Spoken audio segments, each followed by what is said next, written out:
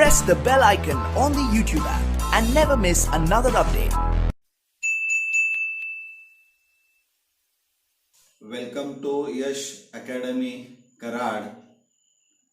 In this video, we will study the reactions of haloarenes, that is aryl halides. Aryl halides undergo three types of reactions. First, reaction with sodium metal. Second, nucleophilic substitution reactions. And third, electrophilic substitution reactions. Now we'll discuss the reaction of haloarenes with active metal, that is sodium. First reaction, Woods fitting reaction.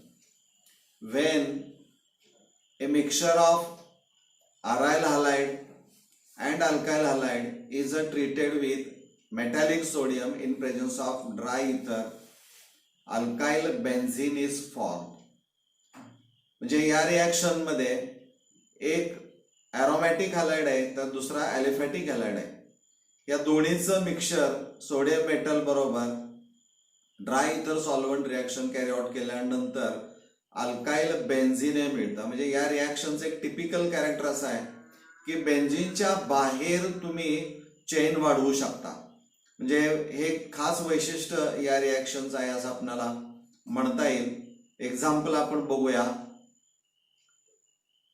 ब्रोमोबेन्झीन treated with methyl bromide as a aliphatic alkyl halide with sodium metal in presence of dry ether, methyl benzene called toluene is formed. म्हणजे या reaction मध्ये metallic sodium जो असणार आहे reacts with halogen atom, that is Br, and forms sodium bromide. In previous video we learned the solvent used in Grignard reagent as well as Woods reaction is a protic solvent, that is ethyl ether, and byproduct form, that is sodium salt, are less soluble or insoluble in ether or ethyl ether. म्हणजे हा जो sodium bromide तयार होणार आहे तो त्या इथर मध्ये लेस सोल्युबल असणारा आहे. त्यामुळे sodium reacts with halogen atom, that is Br, to give by product. म्हणजे या पद्धतीची रिएक्शन असणारी आहे. या रिएक्शनला नाव आहे वूड्स फिटिंग रिएक्शन. म्हणजे इथं वूड्स म्हटलं की अल्काइल हॅलाइड आणि फिटिंग म्हटलं की अरिल हॅलाइड हे लक्षात ठेवायचं. Second reaction is a fitting reaction. फक्त फिटिंग रिएक्शन आहे. वर कॉम्बिनेशन आहे वूड्स आणि फिटिंग. इथं फिटिंग रिएक्शन आपण म्हटलेलं आहे. म्हणजे in this reaction only aryl halide is used and aryl halide is treated with metallic sodium in presence of dry ether to give a biphenyl compound. For example, you take chlorobenzene as a aryl halide. 2 molecules are required, treated with metallic sodium in presence of dry ether, a biphenyl. म्हणजे दोन benzene ring एकमेकाला जोडलेल्या, आपल्याला fusion इथं नाहीये, दोन separate आहेत. म्हणजे इथं दोन एकमेकाला जोडलेले आहेत. This compound is known as a biphenyl. So these are the two different reactions. One is a Woods fitting and second is a simply fitting reaction. आणि या रिएक्शन मध्ये पहिल्यामध्ये अल्काइल ग्रुप जो असणार आहे तर मिथाइल दिसतोय पहा. किंवा तुम्ही इथं जर चेन वाढवली, 3 कार्बन ॲटम घेतली तर इकडेही चेन अशी वाढलेली तुम्हाला पाहायला मिळू शकते. म्हणजे इथं बेन्झीन रिंगच्या बाहेर एक लॉंग चेन आपण या बेन्झीन रिंगला जोडू शकतो. हे या रिएक्शनचं एक वैशिष्ट्य असणार आहे. Now we'll discuss the reactivity of haloarenes, that is aryl halides. प्रश्न पहा. Haloarenes are less reactive towards nucleophilic substitution reactions. Why. म्हणजे सर्वसाधारणपणे halo arenes are less reactive than halo alkanes or alkyl halides. म्हणजे ही जी reactivity असणारी आहे compared with alkyl halide is a very less. Why. म्हणजे हे रिझन जर आपल्याला पाहायचं असेल तर low reactivity of halo arenes is due to two factors. One is a resonance effect and second is a type of hybridization of carbon atom, that is sp2 hybrid state of carbon atom. These are the two factors. आपण आता हे दोन factor जे आहेत त्यापैकी एक पहिला resonance effect आपण विचारात घेऊया. Now consider the structure of chlorobenzene. हे स्ट्रक्चर तुम्हाला सगळ्यांना माहित आहे. बेन्झिन रिंग म्हटलं की 3 पाय बॉन्ड्स तुम्हाला दिसत आहेत. 1, 2 आणि 3. हे जे पाय बॉन्ड्स असणार आहेत त्याचे पाय इलेक्ट्रॉन दे आर डिलोकलाइज्ड. या 6 कार्बन ऍटम वरून ते सतत फिरताना आपल्याला पाहायला मिळतात. आणि Cl चा विचार जर केला तर it has 3 loan pairs of electrons. म्हणजे या Cl कडं हा बंध तयार करून 3 लोन पेअर्स आपल्याला पाहायला मिळतात.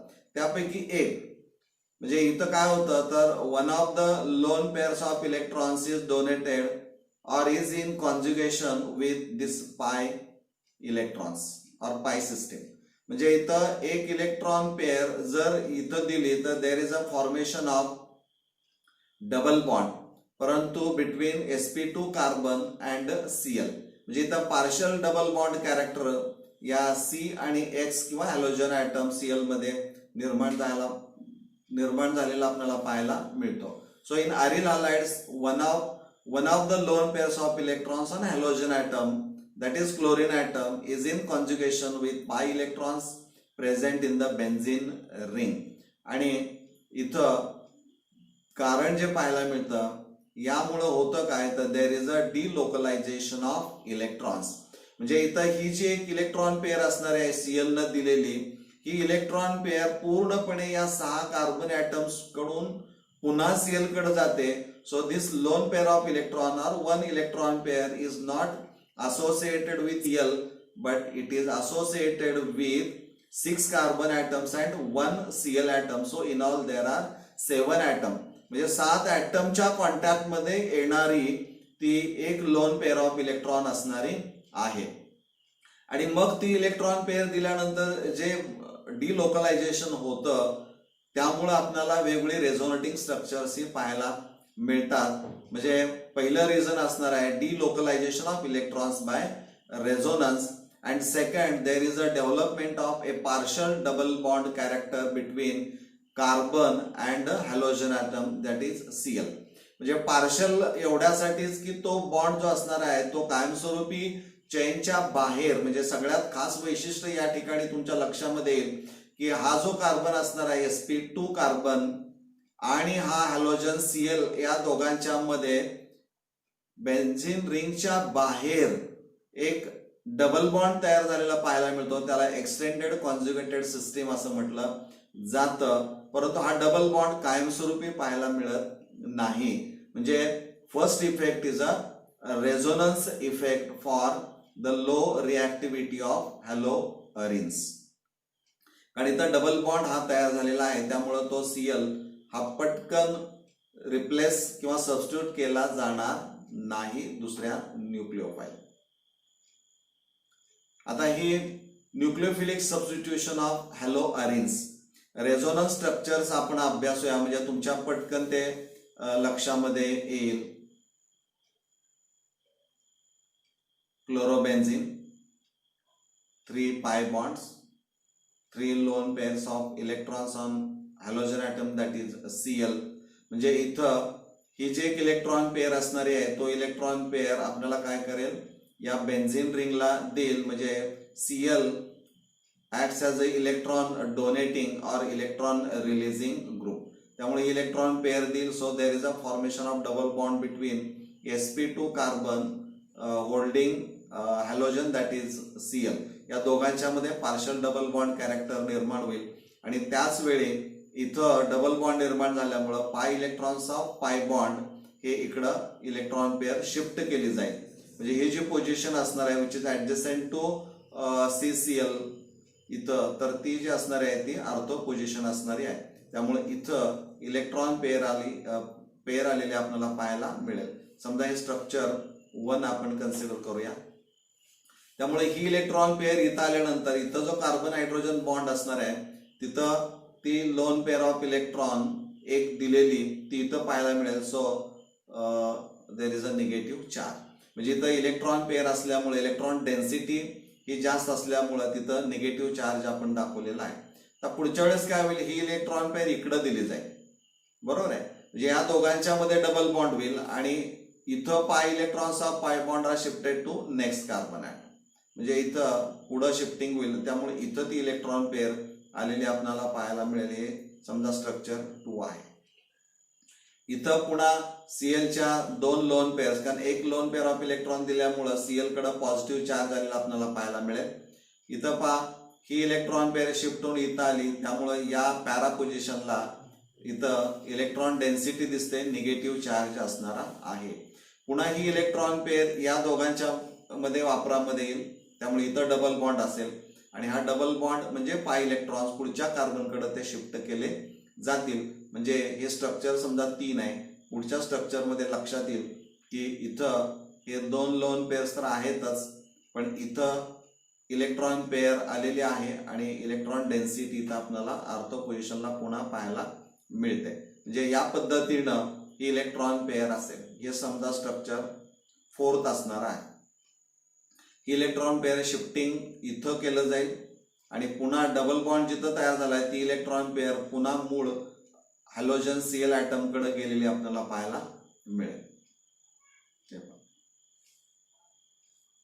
समजा हे structure 5. Now observe the structure 1 and 5. या 2 स्ट्रक्चर कडे जर पाहिलं तुमच्या लक्षात येईल की Cl कडे 3 लोन पेअर्स आहेत, इकडेही 3 लोन पेअर्स आहेत. इथं या बेन्झीन रिंग मध्ये देर आर 3 पाय बॉन्ड्स, इथं सुद्धा 3 पाय बॉन्ड्स आहेत. परंतु फरक तुमच्या लक्षामध्ये येईल की इथं पोझिशन ऑफ पाय bonds in structure 5 is change. Position of pi bond आपण म्हणूया किंवा डबल बॉन्डची पोझिशन बदललेली आपल्याला पाहायला मिळते.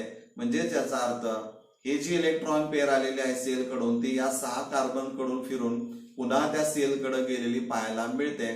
दरम्यान ही structure 2nd, 3rd and 4th आपल्याला मिळत आहेत की ज्यामध्ये वैशिष्ट्य तुम्हाला सांगता येईल की या तिन्ही स्ट्रक्चर कडे पाहिल्यानंतर देर is a formation of partial double bond character between sp2 carbon and Cl. हा एक कॅरेक्टरचा पार्ट असेल. दुसरं, या तिन्ही स्ट्रक्चर मध्ये जो हॅलोजन ॲटम Cl असणार आहे it bears A positive charge. आणि बेन्झीन रिंग या तिन्ही स्ट्रक्चर मध्ये पाहिलं तर इथं जी पोझिशन असेल ही position, these positions are called para ortho positions असणार आहेत त्या. आणि या दोन्ही ऑर्थो पोझिशन कडे इलेक्ट्रॉन डेन्सिटी जास्त पाहायला मिळेल आणि this position is exactly opposite to that of Cl. So this is the para position. म्हणजे याचा अर्थ असा की 2 ऑर्थो अँड एक पॅरा पोझिशन जे असणार आहे they are found to be electron rich. म्हणजे इलेक्ट्रॉन पेअर दिल्यामुळं म्हणजे Wien electron donating group is attach to benzene ring activates ortho and para positions. म्हणजे या पोझिशन्स तो ऍक्टिवेट करण्याचं काम करतो. हे पहा structure 2nd, 3rd and 4th show CCl bond character, that is double bond character. In structure 2nd, 3rd and 4th chlorine bears a positive charge and ortho and para positions of the ring bears negative charge. म्हणजे नीट structure observe केली तर आपल्या पटकन लक्षामध्ये येऊ शकतं. Second point जो असणार आहे which is responsible for the low reactivity of haloarenes, that is the hybridized state of carbon. म्हणजे जो sp2 कार्बन असणार आहे त्याशी संबंधित इथं असणार आहे. इथं आपण अल्काइल हॅलाइड आणि आर्यल हॅलाइड असं कंपॅरिझन करत जाऊया म्हणजे तुमच्या लक्षामध्ये येईल. Now this is alkyl halide, structure of alkyl halide and this is structure of aryl halide. He 2 structure तुमच्या समोर आहेत. यावरून बऱ्याचशा गोष्टी तुम्हाला क्लिअर होऊ शकतील. पहिल्यांदा हा जो कार्बन असणार आहे, कार्बन म्हणजे इन अल्काइल हॅलाइड हॅलोजन ज्या कार्बनला जोडलेला आहे तो कार्बन जो असणार आहे तो sp3 हायब्रिडाइज्ड कार्बन असणार आहे. And in aryl halides carbon holding halogen is sp2 hybrid. म्हणजे या दोन्हीमध्ये बेसिकली टाइप ऑफ हायब्रिडायझेशनचा विचार जर केला तर इथं एकीकडे sp3 आहे तर इकडं sp2 तुम्हाला पाहायला मिळतो. मग जर इथे sp3 हायब्रिडाइज्ड कार्बन जर असेल तर what is the percentage of s character in sp3? It is 25% s character is observed. मग sp2 मध्ये किती असणार आहे तर 33% s कॅरेक्टर इथं पाहायला मिळतं. आता याचा अर्थ असा असणार की 33% s character which is greater than 25 observed in alkyl halide. म्हणजे इथं कॅरेक्टर s ऑर्बिटलचं वाढतं आणि तुम्हाला माहित आहे की s जो असणार आहे it is a spherical in shape and is very close to the nucleus. त्यामुळे काय होतं तर s ऑर्बिटल जो असणार आहे it hold electrons more tightly. म्हणजे इलेक्ट्रॉन खेचून घेण्याची त्याची क्षमता वाढते. म्हणजे इथं जो कार्बन जो असणार आहे तो carbon it becomes more electron negative. Electron pair खेचून घेण्याची ताकद त्याची वाढलेली इथं आपल्याला पाहायला मिळते. Now observe the bond length in alkyl halide. CX bond length is found to be 178 picometre and in aryl halide CX bond is found to be 169 picometer. So this value is less than the 178 picometer. त्याचा अर्थ असा असणार आहे की ही bond length लहान झाली means this bond is a short bond. आणि तुम्हाला माहित आहे की CX मध्ये हॅलोजन ॲटमने इलेक्ट्रॉन पेअर दिल्यामुळे there is a formation of double bond character.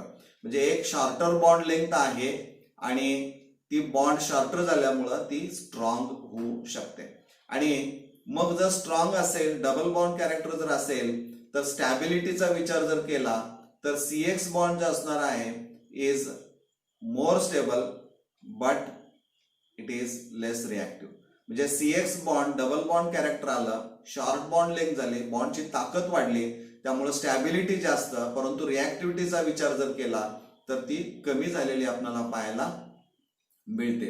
आणि मग तेच कारण नेमकं कारणीभूत असणार आहे की आपल्याला इथं काय करायचं halogen atom converted into halide ion आणि मग इथं अटॅक न्यूक्लिओफाईलचा व्हायला पाहिजे, परंतु तो होताना दिसत नाही कारण इथं बॉन्डची ताकद ही जास्त आहे. म्हणजे in aryl halides the breaking of CX bond is more difficult than the single bond in alkyl halides. हे एक कारण असेल की तर सहजासहजी आपल्याला तो CX बॉन्ड ब्रेक करता येत नाही. आणि त्यामुळंच CX bond in aryl halide is not cleaved by nucleophile easily.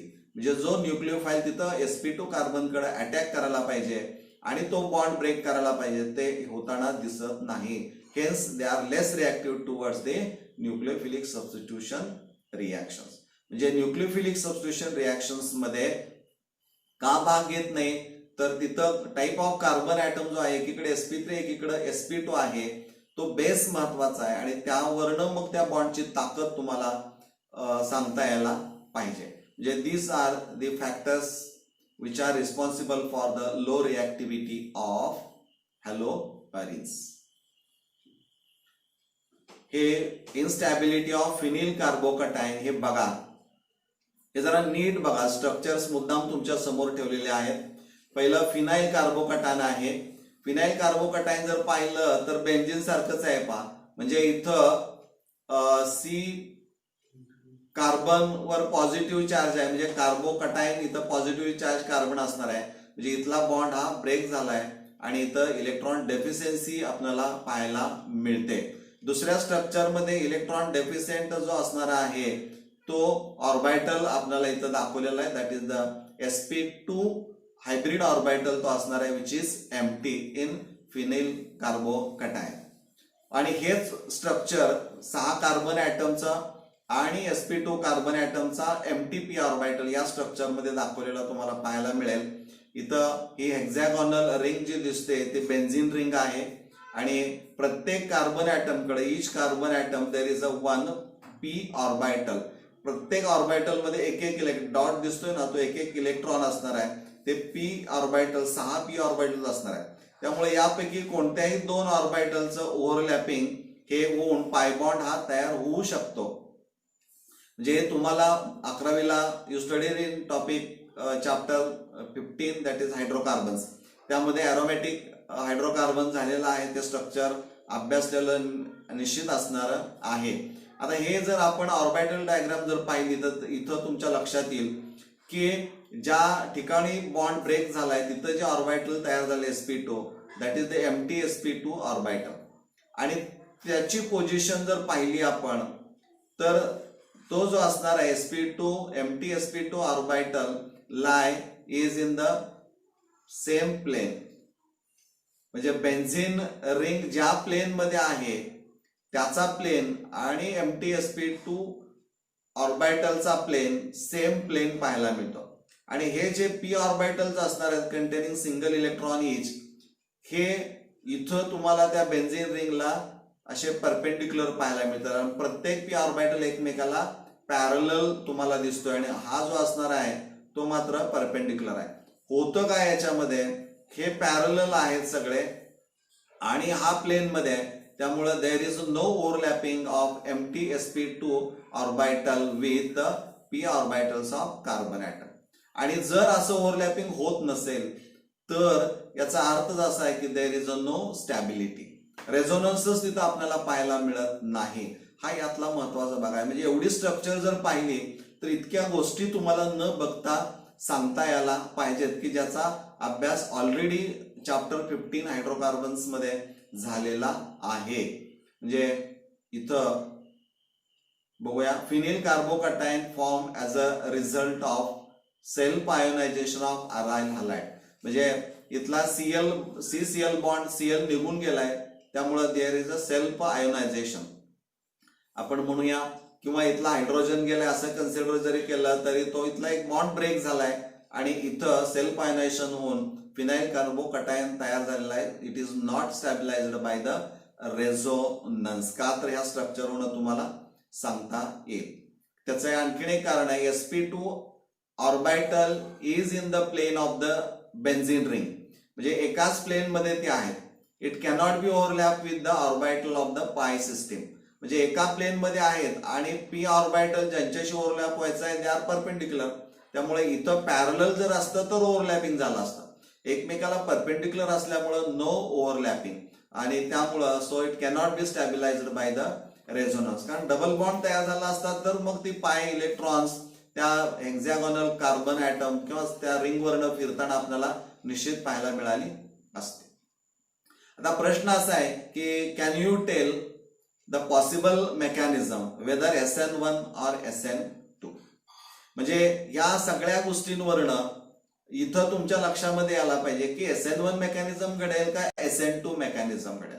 समजा आपण SN1 रिॲक्शन मेकॅनिझमचा विचार केला की जो ऑलरेडी तुम्ही अभ्यासलेला आहे. SN1 reaction mechanism is a 2 step reaction mechanism. हे तुम्हाला माहित आहे. First step formation of carbocation and second attack of nucleophile on carbocation to form product.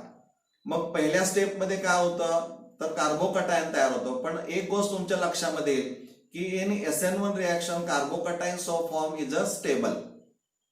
Stability is due to presence of 3 alkyl groups which act as electron releasing or electron donating.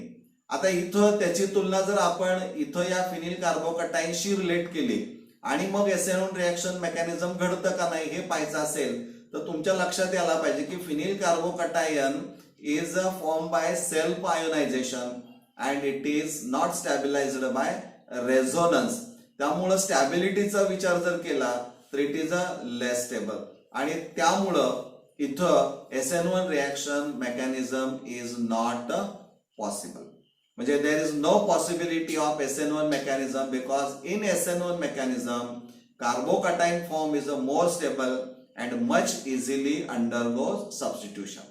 म्हणजे इथं स्टॅबिलिटीचा विचार केला मग कार्बोकॅटायनची असेल, रेझोनन्सचा पाहिलं तर इथं कुठंच संबंध येत नाही आणि त्यामुळे SN1 रिॲक्शन मेकॅनिझम इथं घडत नाही. मग SN2 घडतं का त्याचाही विचार आपण करूया. तुम्हाला माहिती आहे की SN2 reaction mechanism is a single step mechanism, परंतु attack of nucleophile on carbon of substrate is a slow step. आणि त्या स्लो स्टेप मध्ये इथं अटॅक ज्यावेळी होतो that is the backside attack of nucleophile is possible in SN2 reaction mechanism. मग इथं त्याचा संबंध लावायचा तर कसं लावता येईल, तर हा फिनिल कार्बोकटाईन जर तुम्ही पाहिला तर तो कसा तयार झाला, इथला बॉन्ड ब्रेक झाला, इथं जो ऍटम किंवा जो असणार आहे तो निघून गेलाय आणि इथं कार्बोकटायन तयार झालाय. मग या कार्बोकटाईनच्या विरुद्ध बाजूनं बॅकसाइडनं जर न्यूक्लिओफाईलचा अटॅक करायचा असेल तर इथं एवढी मोठी बेन्झिन रिंग असणार आहे. किंवा हे ऑर्बिटल डायग्राम जर पाहिलं तुमच्या लक्षात येईल की इथं पॉझिटिव्ह चार्ज आहे, इकडून लिव्हिंग ग्रुप गेलाय, त्याच्या विरुद्ध बाजूनं अटॅक न्यूक्लिओफाईलचा करायचा असेल तर एवढा मोठा बल्की ग्रुप तुम्हाला दिसतोय. So backside attack of nucleophile is a blocked or is not a possible. त्यामुळे SN1 रिॲक्शन मेकॅनिझम पण पाहायला मिळत नाही, SN2 रिॲक्शन SN1 नाही, SN2 पण नाही. त्यामुळे SN2च्या बाबतीमध्ये backside attack of nucleophile is blocked by the aromatic ring which rules out SN2 mechanism. म्हणजे इथं दोन्ही मेकॅनिझम शक्य होत नाहीत की या दोन स्ट्रक्चरच्या आधारे हे तुम्हाला सांगता यायला पाहिजे. हे पण पहा, ऑब्झर्व अँड डिस्कस. मित्रांनो, चित्र पाहिल्यानंतर वर्णन करा म्हणून एक तुमच्याकडे पूर्वी प्रकार होता, तशाच पद्धतीनं पुन्हा या नवीन अभ्यासक्रमामध्ये आलेला आहे की तुमच्या मधल्या ज्या काही संकल्पना असणार आहे, ज्या आयडिया असणार आहे, जी दृष्टी असणार आहे ती पुन्हा बाहेर यावी, त्या दृष्टिकोनातून ऑब्झर्व अँड डिस्कस असं म्हटलेलं आहे. हे जर स्ट्रक्चर पाहिलं तर किमान 2-3 मुद्दे तरी तुम्ही लिहावेत आणि ते कुणालाही न विचारता आजपर्यंत जे काही शिकलाय त्या ज्ञानाच्या आधारे जर तुम्ही लिहू शकला तर तुमचं अंडरस्टँडिंग झालंय असं महत्वाचं आहे. घोकमपट्टीच्या ऐवजी अंडरस्टँडिंग हे सगळ्यात महत्वाचं आहे. म्हणजे इथं काय काय तुम्हाला दिसतंय त्या मुद्दे एका ओळीमध्ये जर तुम्ही लिहित गेला तर तुम्हाला निश्चितच बऱ्यापैकी काय म्हणायचं आहे आपल्याला ते तुम्हाला समजू शकेल. इथे एक लक्षात घ्या की इथं क्लोरोबेन्झिनचं स्ट्रक्चर आहे. इच carbon is bonded two hydrogen आणि यातला एक बॉन्ड असा आहे की देर इज अ sp2cl बॉन्ड असणार आहे, sp2 कार्बन आणि Cl बॉन्ड असणार आहे. Cl कडे आपण 3 लोन पेअर्स दाखवलेले आहेत आणि तिथंच त्याच्या जवळ आसपास एक Nu आणि तिथे एक इलेक्ट्रॉन पेअर दाखवले. इलेक्ट्रॉन रिच सेंटर आहे, म्हणजे nucleophiles are negatively charge because they are electron donor आहेत आणि त्यामुळं हा न्यूक्लिओफाईल आहे म्हणजे इट इज इलेक्ट्रॉन रिच. आणि आत्ताच आपण अभ्यासलं की हा जो sp2 कार्बन जो असणार आहे hybrid carbon is also electron rich, कारण तिथं 33% s कॅरेक्टर आहे. त्यामुळे तो इलेक्ट्रॉन पेअर खेचून घेण्याची ताकद त्याच्याकडे जास्त आहे, म्हणजे इलेक्ट्रॉन निगेटिव्हिटी पण त्याची जास्त असणार आहे, म्हणून तो पण इलेक्ट्रॉन रिच आहे. मग आपण असा विचार केलाय चित्रावरनं या डायग्रामवरनं की न्यूक्लिओफाईल जर इकडं या sp2 कार्बन कडे जर येऊ लागला तर both are negatively charge, so there is a repulsion, that is called electronic repulsion. म्हणजे इथं इलेक्ट्रॉनिक रिपल्शन ज्यावेळी होतं त्यावेळेस सबस्टिट्यूशनचा प्रश्नच येत नाही, म्हणजे आज Cl निघून जाणार नाही, म्हणजे sp2C आणि Cl बॉन्ड ब्रेक होणार नाही, Nu येणार नाही, म्हणजे नो न्यूक्लिओफिलिक सबस्टिट्यूशन रिॲक्शन. म्हणजे एक न्यूक्लिओफाईल जो Cl असणार आहे तो जाऊन दुसरा न्यूक्लिओफाईल तिथं येणं शक्य नाही. ते हे या सगळ्या या एवढ्या डायग्रामवरनं तुम्हाला सांगता यायला पाहिजे. म्हणजे काय होतंय बघा, approach of nucleophile that is the electron rich तो न्यूक्लिओफाईल असणार आहे टुवर्ड्स sp2 हायब्रिड कार्बन जो इथं असणार आहे. It is also electron rich of benzene ring is not possible due to electronic repulsion. या दोघांच्या मध्ये इलेक्ट्रॉनिक रिपल्शन होतं आणि म्हणून तिथं नो न्यूक्लिओफिलिक सबस्टिट्यूशन, ते शक्य नाही असं यावरनं आपल्याला वाटतं. आता पुढे काय होतंय ते आपण बघूया. Is it possible to replace Cl by OH? तर आन्सर काय असणार आहे, येस. म्हणजे एकीकडे आपण म्हणतो की जो वीक न्यूक्लिओफाईल आहे Cl तो काढून टाकणं शक्य नाही, कारण न्यूक्लिओफाईल दुसरा OH आहे त्याचा अटॅक शक्य होत नाही, त्याची कारण आपण पाहिली. पण इथं प्रश्न असा आहे की is it possible to replace or substitute Cl by OH? तर आन्सर इज येस. आता ते कसं आहे त्याचं उत्तर ते आपण इथं बघूया. Now see this chlorobenzene. पुन्हा इथं क्लोरोबेन्झिन जो असणार आहे इट प्लेस डबल रोल. एक 3 लोन पेअर्स आहेत, त्यापैकी एक इलेक्ट्रॉन पेअर बेन्झीन रिंगला देऊन there is a formation of double bond between carbon and Cl. म्हणजे तो इलेक्ट्रॉन पेअर डोनर पण आहे आणि त्यामुळे होतं का, इलेक्ट्रॉन पेअर डोनर असल्यामुळं it increases the electron density on 2 ortho and 1 para position, means it activates ortho and para positions. पण at the same time Cl is more electronegative atom, so it withdraws electrons away from benzene ring, so it deactivates the benzene ring. म्हणजे हा double role त्याचा तुम्हाला माहित असला पाहिजे.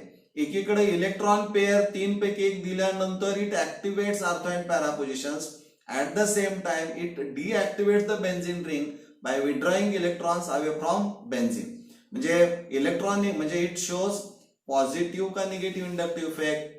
Positive असेल तर इलेक्ट्रॉन पेअर डोनर असेल, तो पण इथं आहे. आणि मायनस हा इफेक्ट पण पाहायला मिळतो कारण it withdraws electrons away from benzene ring.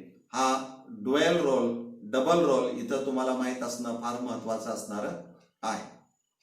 मग आता आपल्याला काय करायचं आहे, सबस्टिट्यूशन करायचं आहे. ते सबस्टिट्यूशन Cl/OH शक्य आहे का, तर आन्सर इज अ यस. ते कसं आहे ते आपण इथं बघूया. इथं सोडियम हायड्रॉक्साईड स्ट्रॉंग बेस आहे. Reaction is carried out at about 623 Kelvin in presence of किंवा under 300 atmospheric pressure. आणि सेकंड स्टेप जे असणार आहे H प्लस आयन और H3O plus ion, that is the acid hydrolysis. Acid hydrolysis generally carried out by using dilute mineral acids. आणि dilute mineral acids कोणते असणार आहेत, तर dilute HCl असेल किंवा dilute सल्फ्युरिक ऍसिड असणारी आहेत. ही वापरून आपण ऍसिड हायड्रोलिसिस करू शकतो. म्हणजे when chlorobenzene is heated with sodium hydroxide solution at 623 kelvin under 300 atmospheric pressure and the intermediate so formed on acid hydrolysis gives phenol. मग आता बघा, क्लोरोबेन्झीन मध्ये CCl बॉन्ड आहे आणि फिनॉल मध्ये COH बॉन्ड आहे. सो दिस Cl जो living group असणारा आहे तो निघून गेला आणि त्या ठिकाणी COH बॉन्ड तयार झालेला आहे. So Cl is substituted by nucleophile OH. हे पॉसिबल आहे. या रिएक्शनवरून आपण म्हणतो की इट इज अ पॉसिबल, हे शक्य आहे. पण हे शक्य केव्हा झालं, ह्या कंडिशन्स बघितल्यानंतर तुमच्या लक्षामध्ये येईल की स्ट्रॉंग न्यूक्लिओफाइल इज रिक्वायर्ड. म्हणजे स्ट्रॉंग बेस तुम्हाला वापरावा लागेल. दुसरं आणखीन काय सांगता येईल यावरनं, high temperature is required near about 623 kelvin. आणखीन काय तुम्हाला सांगता येईल, तर high pressure is required near about 300 atmospheric pressure. आणि त्याच्या जोडीला आणखीन तुम्हाला ऍसिड हायड्रोलिसिस हे करावं लागतं. म्हणजे ह्या सगळ्या कंडिशन ज्या असणार आहेत these are the drastic condition. म्हणजे सहजासहजी इथं सबस्टिट्यूशन होताना दिसत नाही. होतं पण होताना दिसत नाही कारण त्यावेळी ह्या कंडिशन सगळ्या पाळाव्या लागतात, त्याशिवाय कन्व्हर्जन यामध्ये होत नाही. म्हणजे काय लक्षात ठेवायचं आहे पहा, रिमेंबर याच्या बाबतीमध्ये multiple pathways in chemical reaction. म्हणजे साधारणतः 2 स्टेप्स मध्ये ही रिएक्शन घडताना आपल्याला पाहायला मिळते. म्हणजे इथं is it possible to replace Cl/OH, तर answer is yes, we can replace by maintaining the drastic conditions. Okay, ठीक आहे. आता पुढे आपण काय होतंय बघूया. Effect of substituents on the nucleophilic substitution. म्हणजे न्यूक्लियोफिलिक सबस्टिट्यूशन होतं की नाही आपण आत्ताच पाहिलं तर होतं, परंतु ड्रास्टिक कंडिशन्स या मेंटेन कराव्या लागतात, त्याशिवाय ते होत नाही. पण समजा तिथं आपण असं केलं की हा क्लोरोबेन्झीन आहे आणि या क्लोरोबेन्झीनवर आपण म्हटलं इफेक्ट ऑफ सबस्टिट्युएंट्स. म्हणजे या क्लोरोबेन्झीनला जे 6 CH बॉन्ड्स पैकी 5 CH बॉन्ड्स आहेत इथं पहा, एक H रिप्लेस बाय Cl.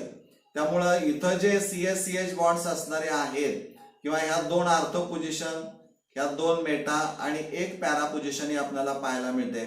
समजा आपण असं केलं की जर electron withdrawing group such as NO2 is attached at ortho and para positions. म्हणजे इथं हे आर्थो पोझिशन आहे, इथं ही पण आर्थो पोझिशन असणार आहे. जर का आपण आर्थो पॅरा पोझिशनला इलेक्ट्रॉन विथड्रॉइंग ग्रुप जर जोडले तर हे इलेक्ट्रॉन विथड्रॉइंग ग्रुप काय करतात, तर NO2 is electron withdrawing group. It withdraws electrons from benzene ring and facilitates the attack of nucleophile on haloarenes. Means increases the reactivity of haloarenes.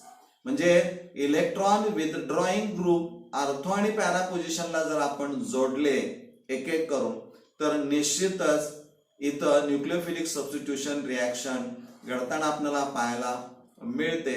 हे यावरून आपल्याला सांगता येतं. आता आपण त्या रिॲक्शन्स बघूया. हे पुन्हा आपण काय केलंय, क्लोरोबेन्झिनला पॅरा पोझिशनला NO2 एक ग्रुप जोडलेला आहे. पहा, या कंपाऊंडचं नाव आहे पॅरा नायट्रो क्लोरो बेन्झीन.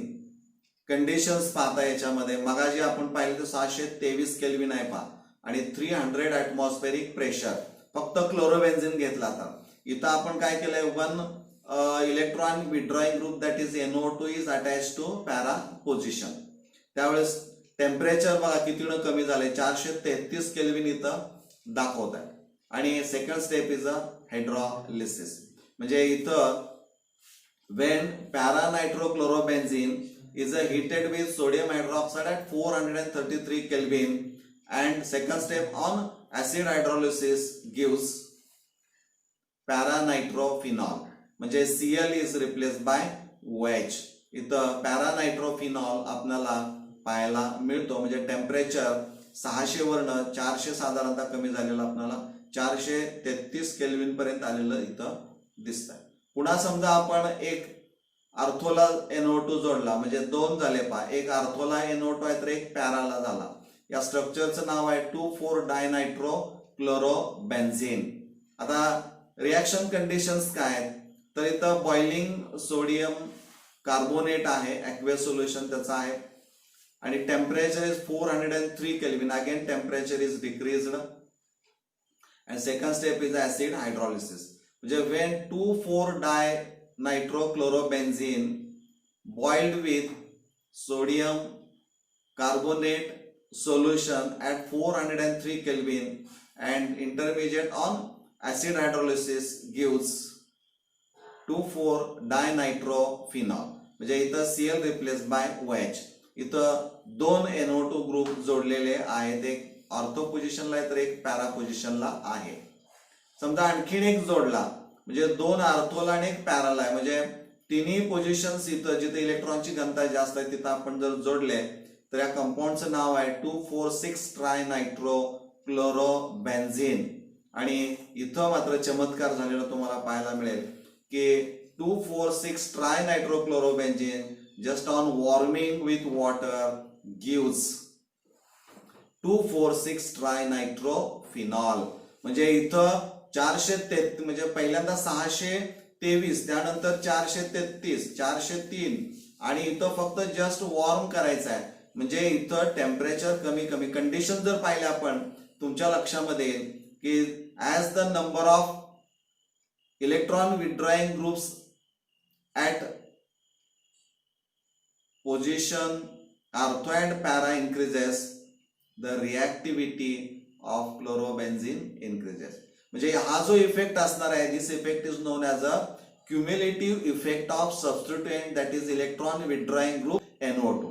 एकत्र असे जर जास्त जोडले तर तो जो इफेक्ट आहे तो जास्त आपल्याला पाहायला मिळतो. त्यामुळे इलेक्ट्रॉन सगळे खेचून घेतले जातात NO2 ग्रुपनं आणि त्यामुळं जे सबस्टिट्यूशन होणार आहे ते लवकर घडू शकतं आणि या रिॲक्शनच्या वर्ण तुमच्या लक्षामध्ये येईल. इथं NO2 is at para position to halogen atom. म्हणजे इथं कशा पद्धतीनं इलेक्ट्रॉनचं डिलोकलायझेशन होतं हे तुमच्या लक्षामध्ये यावं म्हणून हे इथं आहे पहा. OH चा अटॅक कसा होतोय, हा न्यूक्लिओफाइल इकडं sp2 कार्बन कडे येतो. इलेक्ट्रॉन पेअर अशी पुढे शिफ्ट होते आणि इथं इलेक्ट्रॉन डेन्सिटी आपल्याला इलेक्ट्रॉन रिच सेंटर झालेलं पाहायला मिळतं. ती इलेक्ट्रॉन पेअर इथं असणारी आहे. ती इलेक्ट्रॉन पेअर पुढे इकडे दिले की ही इलेक्ट्रॉन पेअर पुढच्या कार्बनकडे आलेली आपल्याला पुढच्या स्ट्रक्चरमध्ये पाहायला मिळेल. म्हणजे इथं ती इलेक्ट्रॉन पेअर जी आहे ती कुठं तर इथं आली. पण पुढच्या वेळेस काय होतं, ती electron pair electron withdrawing group खेचून घेतो. पाहिजे तर लक्षात घ्या, नायट्रोजनवर पॉझिटिव्ह चार्ज आहे, एकीकडं bonded oxygen to double bond आणि दुसरीकडं ऑक्सिजनवर निगेटिव्ह चार्ज असणारा आहे, सिंगल बॉन्ड आहे. म्हणजे ही इलेक्ट्रॉन पेअर कोण ओढून घेतं तर NO2 ग्रुप ओढून घेतो. त्यामुळे तो इलेक्ट्रॉन विथड्रॉइंग असणारा आहे, because it withdraws electrons away from benzene. आणि त्यामुळं ती इलेक्ट्रॉन पेअर पुन्हा शिफ्ट होते. कशी पहा, इथं डबल बॉन्ड आहे, ती इलेक्ट्रॉन पेअर इकडं ऑक्सिजनकडे येते. त्यामुळं दोन्ही ऑक्सिजनकडं निगेटिव्ह चार्ज आलेला आपल्याला पाहायला मिळतो या स्ट्रक्चरमध्ये. पहा पुढच्या वेळेस काय होतं, ही इलेक्ट्रॉन पेअर जी असणार आहे ती पुन्हा दिली जाते नायट्रोजनकडं, तिथून पुढं रिंगकडे येते. त्यामुळे इथं डबल बॉन्ड येतो, या दोघांच्या मध्ये डबल बॉन्ड येतो आणि ती इलेक्ट्रॉन पेअर ही पुढं आर्थो पोझिशनकडे गेलेली पाहायला मिळते. त्यामुळे या पोझिशनकडे पुन्हा इलेक्ट्रॉन डेन्सिटी जास्त असणारी आहे. पुढं काय होतं तर ही इलेक्ट्रॉन पेअर दोघांच्या मध्ये वापरात येईल आणि त्याच वेळी Cl ती इलेक्ट्रॉन पेअर घेऊन काय करेल, बाहेर निघून जाईल आणि वेस्ट तिथं बॉन्ड हा जोडला जातो. म्हणजे अटॅक ऑफ न्यूक्लिओफाइल ज्यावेळी होतो sp2 कार्बनकडं, त्यावेळेस या दोघांच्या मध्ये स्ट्रॉंग बॉन्ड होतो, तर या दोघांच्या मध्ये वीक झालेला पाहायला मिळतो. परंतु ती इलेक्ट्रॉन पेअर ही या बेन्झिनच्या कार्बन ॲटमवरून फिरताना दिसते. आणि ही जी स्टेप असणार आहे, this is the slow step, that is the attack of nucleophile. आणि प्रॉडक्ट जो तयार होतो तो मात्र फास्ट प्रॉडक्ट असणारा आहे. म्हणजे या पद्धतीनं एक आपण पॅरा पोझिशनला NO2 ग्रुप जोडल्यानंतर या पद्धतीनं ही स्ट्रक्चर मिळत जातात. तसं तुम्ही आणखीन इथं एक आर्थो एक NO2 जोडा, काय होतंय पहा. पुन्हा आणखीन एक इथं NO2 जोडा, काय होतंय पहा. आणि ही स्ट्रक्चर जर तुम्ही अनुभवली तर त्यावरनं तुम्हाला काय सांगता येतंय ते पहा. ह्या 3 स्ट्रक्चरकडे जर तुम्ही पाहिलं, 1 2 हे 3, तर इथं इलेक्ट्रॉन डेन्सिटी आर्थो आणि पॅरा पोझिशनला दिसते. परंतु हे स्ट्रक्चर असं आहे एवढं की इथं कुठंही इलेक्ट्रॉनची घनता दिसत नाही बेन्झिन रिंगवर. का, या प्रश्नाचं उत्तर तुम्ही शोधायचं आहे. हे रेझोनन्टिंग स्ट्रक्चर्स आहेत. आता now I will complete this video with this explanation. Again, you have to answer this question.